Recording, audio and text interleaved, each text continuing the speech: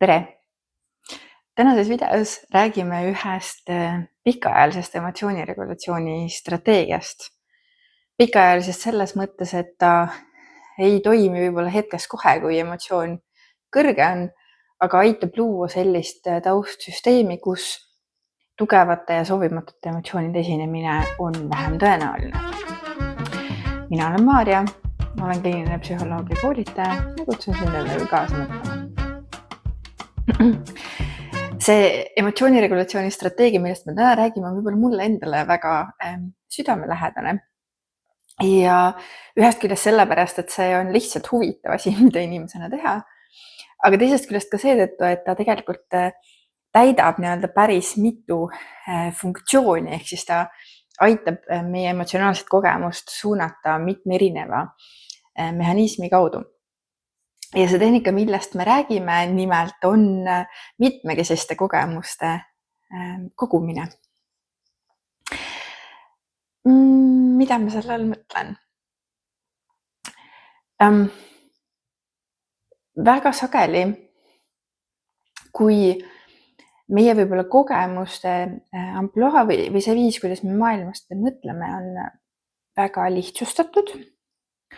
Ja inimesed asuvad selles osas sellisel dimensioonil, et mõned inimesed mõtlevad pigem sellistes lihtsates,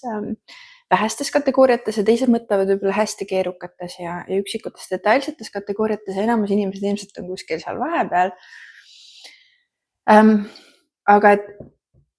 kui me mõtleme sellistes lihtsates ja pigem vähestes kategooriates, näiteks, et kas miski on hea või halb või kas siis miski on kole või inetu, miski mulle meeldib või ei meeldi. Et siis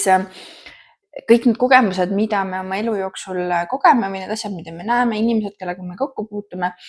nad kõik lahterduvad kas siis ühte või teise nendest kategooriatest. Ja kui, nagu me varasemas emotsioonivideos rääkisime, et kui meie pea siis hindab järgmist olukorda, kuhu me satume, et siis tal on põhimõtteliselt need mõned üksikud kategooriad, mille põhjal neid lahterdusi teha ja siis otsustada, et kas siin olukorras mul tekib emotsioon või mitte. Ehk siis, kui mõni nendest kategooriatest on seotud mingi tugeva emotsiooniga, näiteks see kategooria, et miski on halb minu meelest, selle peale mul tekib näiteks kas hirm või viha või mingi tugev emotsioon, et siis see tõenäosus, et ma kohtan oma päeva jooksul sellist sündmust, mis lahterdab sinna kategooriasse ja tekitab minus sellesse emotsiooni, on oluliselt suurem kui siis, kui näiteks minu viis erinevatest siis võib-olla negatiivse alatooniga sündmustest mõelda sisaldab väga palju erinevaid kategooriaid, et mõni sündmus on ebameeldiv, mõni sündmus on lihtsalt ma ei tea, valel ajal, vales kohas, mõni sündmus on selline, et tavapärases rutiinis juhtus midagi teistsugust, mõni sündmus on selline, et planeerisin ühte, aga tegelikult juhtus teine. Mõni sündmus on selline, et parema meelega oleks võinud mitte olla, aga saan sellega hakkama ja nii edasi. Ehk siis, et sellel ebameeldival on mitmeid erinevaid varjundeid, mitmeid erinevaid tüüpe ja ma saan erinevaid kogemusi lahterda nendesse erinevatesse kastidesse ja mitte iga kastiga ei ole seotud, eks ole, see tugev emotsioon, mis võib-olla tekib jätkuvalt selle ühe kastiga ebameeldiv või halb. Aga see kast halb on sisaldab oluliselt vähem sündmuseid,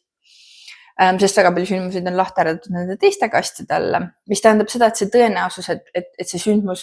või et igas päevas on mingi sündmus, mis lahterdab just sellesse kasti ja tekitab selle tugeva emotsiooni,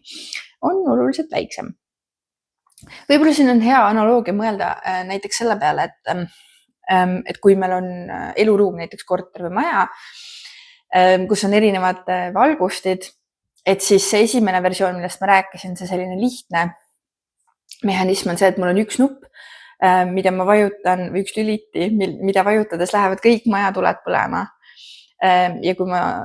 seda teistpidi vajutan, siis kustuvad kõik tuled ära ja mul on põhimõtteliselt võimalik tekitada kaks valgusseisundit, kas mul on valge või mul on pime. Aga et kui enamus majadel, eks ole, on see võimalus, et meil on iga toa jaoks erinev lüliti või kui meil on toas näiteks mitu lampi, et siis mul on iga lambi jaoks eraldi lüliti ja see võimaldab meil tekitada, eks ole, erinevaid valgusseisundeid majas, et mul võib olla nii, et mul köögis tuli põleb, ülejäänud maja on pime või et mul elutoas põrandalamp põleb, aga laelamp ei põle ja nii edasi. Et mul on erinevad variatsioonid ja kui me tahame minna sealt, eks ole, veel mitmekesisemaks, et siis me saame luua juurde mingisuguseid valgusallikaid, näiteks me saame lisada küünlad sinna või jõulude ajal on näiteks jõulutuled on ju populaarsed, et me saame tekitada veel rohkem erinevaid valguslahendusi tuppa ja sellega koos meie nii-öelda see kogemus või see valgusseisund seal majas, mis võiks siis paralleel olla meie emotsionaalse seisundiga, saab olla väga erinev. Ehk siis see on üks põhjus, miks neid mitmekesiseid kogemusi otsima minna. Nüüd, mida see üldse tähendab mitmekesiste kogemuste kogumine? See tegelikult tähendab täpselt seda, mida ma ütlesin. Et see ei pea iseenesest olema üldse midagi keerulist, vaid see tähendab esiteks seda, et ma teen oma elus järjepidevalt, jälle see ei pea olema iga päev, aga piisavalt sageli, asju, kas mida ma tavaliselt ei tee või tavapäraseid asju mingil teistsugusel moel.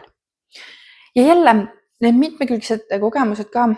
võivad olla või nad asetuvad sellisele dimensioonile, et seal võib olla see, et ma teen midagi väga teistsugust, mida ma ei ole kunagi proovinud. Ma ei tea, reisin võõrasse riiki, teen langevarjuhüppeid, tegelen mingi ekstreemspordiga, mis iganes. Ja võib-olla teises äärmuses on sellised asjad, et ma lihtsalt, ma ei tea, lähen teist teed pidi koju või ostan, ma ei tea, teise maitsega majoneesi poest või ma ei tea, lähen räägin mingi kolleegiga, kellega ma tavaliselt ei räägi või lihtsalt ütlen poemüüjale näiteks mingi hea sõna millegi kohta, mida ma tema juures märkasin. Et need võivad olla väga väikesed asjad, mis ei nõua otseselt mingisugust ekstra lisa uue asja õppimist või finantsilist väljaminekut üldse. Ja teine asi, mis selle juures on veel oluline, on see, et kui ma olen selle esimese sammu ära teinud, ehk siis, et ma tegin seda midagi uut või teistmoodi, et siis ma ka reflekteerin või mõtlen selle kogemuse üle. Et mis kogemuse ma sellest sain, kuidas ma ennast selle juures tundsin ja mida ma märkasin, et ma lihtsalt ei tee seda asja nii-öelda automaatselt või tuimalt, vaid et ma panen seda tähele ja olen selles tegevuses kohal. Et see on see, mis võimaldab meil nii-öelda neid kategooriaid oma peas, mille alusel meie pea neid erinevaid emotsioone siis kogu aeg meile tekitab, ümber hinnata või teistmoodi vaatama panna. Ja see võib-olla eriti kehtib nende tegevuste kohta, kui me reaalselt õpime midagi uut. No ja siin on jälle väga palju erinevaid asju, et me võime, ma ei tea, õppida, kuidas joonistada 3-mõõtmelist objekti paberi peale, me võime õppida, kuidas mängida noodist näiteks klaverit või mis iganes instrumenti. Või kas või lihtsalt seda, et kuidas muusika, mida me harjunud kuulama näiteks noodikeeles välja näeb. Aga me võime ka õppida näiteks seda, et ma ei tea, kuidas automootor kokku pannakse, et millistest osadest ta koosneb, kuidas need omavahel kokku käivad või ma ei tea, kuidas linnumaja ehitada mingist olemasolevast puumaterjalist. Ja mida selliste asjade õppimine meile juurde annab, on see, et me mõnes mõttes automaatselt õpime nägema maailma teistmoodi ja mitmekesisemalt, et kui ma tean näiteks, kuidas automootorid kokku pannakse, et siis ma ei tea, järgmine kord, kui ma autoga sõidan ja ma kuulen seda mootori heli, et siis see mootor ei ole minu jaoks ainult enam mootor või üks konkreetne objekt, eks, vaid ma tean, et see on erinevate juppide selline kooslus, mis peavad teatud moel omavahel koostööd tegema selleks, et nad suudaksid on ju seda automehhanismi tööle edasi liikuma panna. Või näiteks, kui ma tean, kuidas maja ehitatakse või isegi kas või seda, et kuidas maja joonistada paberi peale, et siis ma näen võib-olla teistsuguse pilguga seda, et kuidas need majad tänaval üksteise suhtes asetsevad või kui ma vaatan seda maja, siis ma suudan ette kujutada, et mis seal maja sees on või milline see maja sisevorm ja ülesehitus on. Ja mida see võime või oskus teeb meie peaga on see, et ta muudab jälle seda nii-öelda hinnangut andmist või oma järgmise kogemuse tõlgendamist vähem automaatseks, sest et meil tekib juurde erinevaid viise, kuidas sarnast objekti või sarnast sündmust saab tõlgendada või kategoriseerida. Ja seetõttu igas järgmises olukorras meil on rohkem võimalusi, meil on erinevaid võimalusi, meil ei ole ainult see üks võimalus, et kui ma näen seda objekti, et siis mul tekib kohe see reaktsioon või see üks tõlgendus. Ja see esiteks aeglustab mõnes mõttes meie seda hinnanguprotsessi, mis vähendab jälle tõenäosust selliste äärmuslike emotsioonide tekkimiseks ja vähendab selle kaudu seda tõenäosust, et mul tekib kogu aeg samasugune emotsioon jälle, sest et mul on rohkem repertuaari erineval viisil reageerida. Ja kui alguses viitasin sellele, et sellel tehnikal või strateegial on mitu erinevat mehhanismi, kuidas ta saab meie emotsioone reguleerida, et siis seal on see lisatud boonus, et sageli uute asjade õppimine on ka lihtsalt meeldiv meie pea jaoks. Õppimine on tavaliselt just meeldiv võib-olla seetõttu, et õppimise käigus me sageli saame seda tagasisidet, et ma sain millegi uuega hakkama või ma tegin seda õigesti. Ja ma ei tea, et kui ma joonistan maja paberile ja see näeb välja nagu maja, siis see on pea jaoks positiivne tagasiside, et ma tegin õigesti, või ma ei tea, kui ma mängin pillil mingit meloodiat ja see kõlab nagu see meloodia, mida ma tahtsin mängida, et siis see on positiivne. Aga nagu ma alguses rääkisin, et siis need mitmekesised kogemused ei pea olema ainult uute asjade õppimine, et kui ma lihtsalt teen neid oma tavapäraseid asju, kas või teistmoodi, ma ei tea, lähen teist marsruuti pidi tööle või ostan poest teise majoneesi, et ka see võib olla positiivse emotsiooniga seotud, eks, et võib-olla sellel teisel marsruudil ma vaatan ümberringi ja ma näen midagi huvitavat, mis mulle meeldib või lihtsalt see vaheldus teinekord tekitab meie ajus positiivse emotsiooni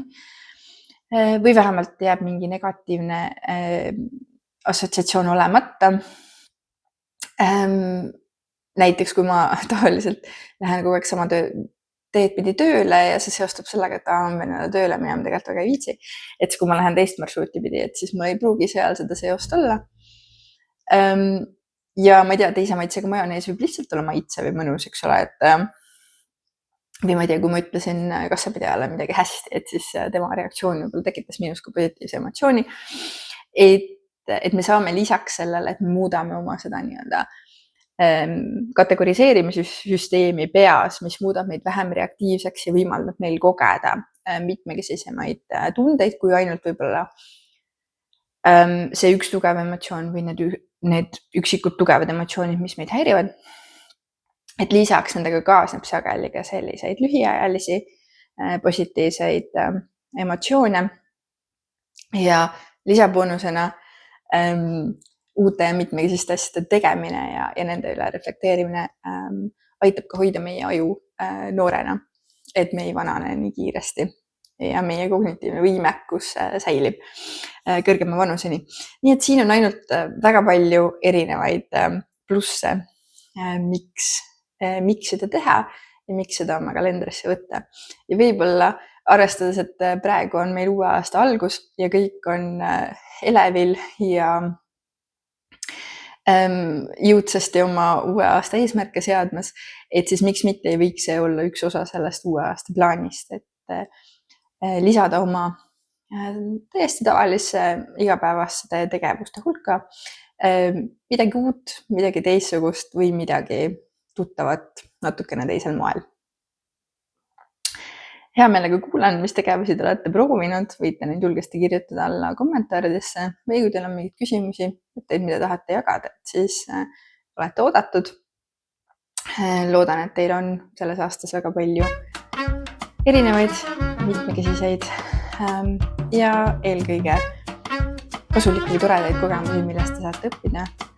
Ja kohtumiseni järgmises videos.